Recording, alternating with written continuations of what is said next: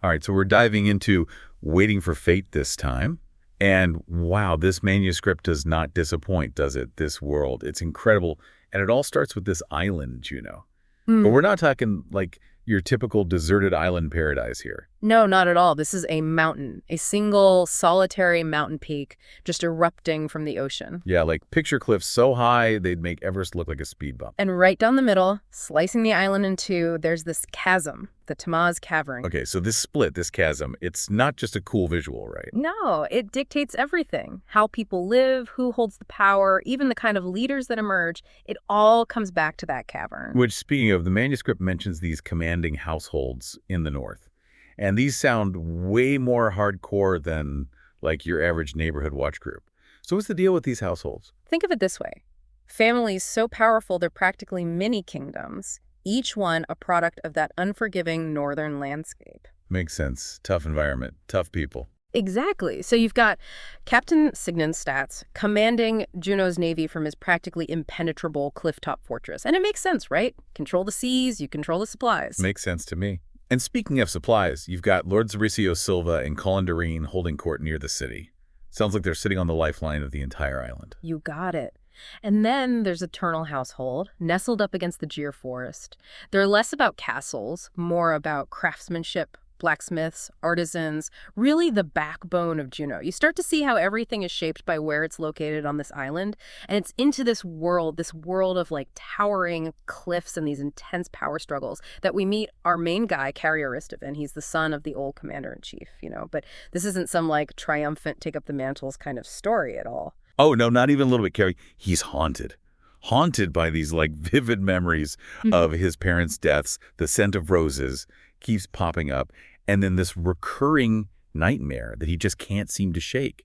It's like he's carrying the weight of the past, like right there on his shoulders. Totally. And now he's inherited his father's position. Can you imagine? Talk about pressure. Yeah, no kidding. But the manuscript doesn't really show him as eager to take charge. It's more like he's wrestling with this like massive responsibility that's been just kind of thrust upon him. Yeah, I'm picking up on that vibe too. Yeah. And he even walked away from warrior training at Triumph Hall. That's their elite academy, right? Yeah, it is. That's a big deal. It's like saying thanks, but no thanks to, well, everything his father stood for, basically. Yeah, and on top of that, get this, he refuses to even touch his father's sword. This resistance, it really speaks volumes. He sees the Council of Eight, that's Juno's ruling body, as manipulative, clinging to these traditions that he thinks are costing lives. He even questions sending young, what they call sons, to fight the outer world because so many of them don't make it back. Intense. This isn't just like teenage rebellion here. Cary is struggling with some serious ethical dilemmas of leadership. So we've got ourselves a reluctant leader, a society like teetering on the brink, and a whole lot of internal conflict. Makes you wonder, what kind of leader is Cary actually going to be? Will he be like his father, or is he going to forge a totally new path? Right. You're on the edge of your seat the whole time. Total. And it's not just about Cary, like, finding his own way. He's got this whole web of relationships to navigate, too. Oh, right. Like who? Well, you've got Dimitri, for one. Super intriguing character. This guy lives as a recluse, practically a hermit, in a hidden cave deep in the Gyre Forest. Okay, I'm intrigued. Yeah, so picture, like Yoda, right. But instead of a swamp, he's in a cave, and instead of Luke, he's got Cary training him in all these unconventional ways. Okay, I think Dimitri might be my new favorite character. Yeah. Unconventional how? Give me the deets. Well, for starters, he's got Cary doing these, honestly, pretty bizarre exercises, like staring intensely at a chair for hours. A chair? A chair. It sounds kind of strange, but the idea is it's about developing mental focus, discipline that goes way beyond just physical strength. Oh, so we're talking like mind games, Jedi mind tricks. I like it. Exactly. And on top of that, Dimitri's always sending Cary on these errands, right? Yeah. Seemingly just mundane tasks, but there's always this hidden purpose, a deeper lesson kind of woven into everything. It's like he's preparing Cary for something, I don't know, bigger than himself, something beyond just being a warrior. Right. But it's not all like cave-dwelling hermits and mind games in this story. There's also some serious tension building between Cary and another major figure, Lord Tyrrell. Remember him? Yeah. Head of the Eternal Household, right? The artisan powerhouse. How can I forget? Why the tension with Cary, though? Is it just like a clash of styles? The swordsman versus the craftsman? It's deeper than that. The manuscript hints at this like long-standing rivalry between their fathers, almost like a family feud that's been passed down for a generation. Oh, wow. Okay, so bad blood. Got it. And remember how Cary's father became commander-in-chief? Yeah. Well, it kind of sounds like Lord Turnall was kind of in line for that job, which just adds this whole other layer of complexity to their, animosity. Whoa, talk about holding a grudge. So not only is Cary dealing with his own, internal struggles, trying to figure out this leadership thing, he's also got a potentially vengeful lord gunning for him. This is juicy. Okay, so we've got this, power struggle brewing, a reluctant hero, a mysterious mentor hiding out in a cave. But we can't forget about the elephant in the room, or rather, the looming threat that just hangs over everything, the outer world. So what can you tell us about this ominous force? Imagine a force so terrifying that wherever it goes, it just leaves devastation in its wake. And it's shrouded in this constant darkness. It's like a storm that never breaks, always threatening to completely engulf Juneau.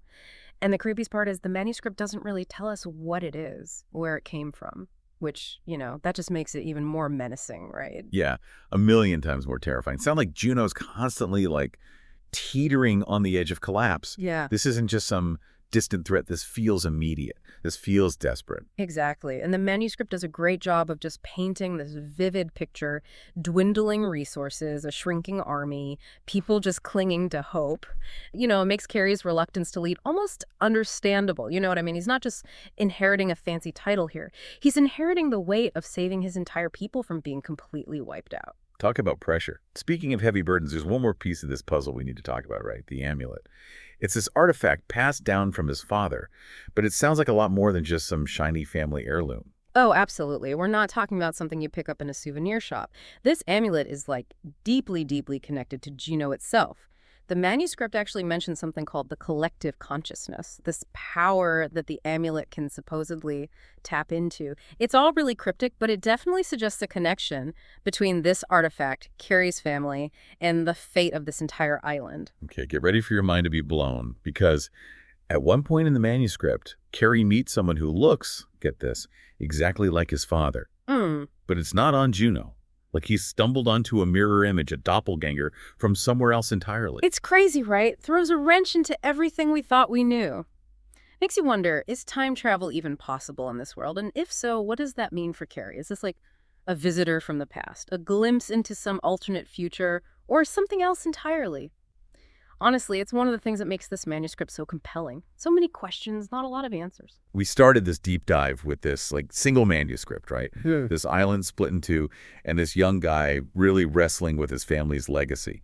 And now we're in this world of ancient artifacts, collective consciousness, and the possibility of time travel. What a wild ride. It's true, right? It just shows you how skilled this author is. They've created something so intricate, so unique, but at the same time, it's all these issues that we can relate to, war, inequality, the weight of tradition, even just figuring out who you are when everything's kind of going crazy. So what do you say? Ready to add Waiting for Fate to that to-read list and kind of dive into this world for yourself? Yeah. We've given you the lay of the land, the key players, a taste of the mysteries, but now it's up to you to really uncover the truth. The amulet, the outer world, what is Cary's destiny?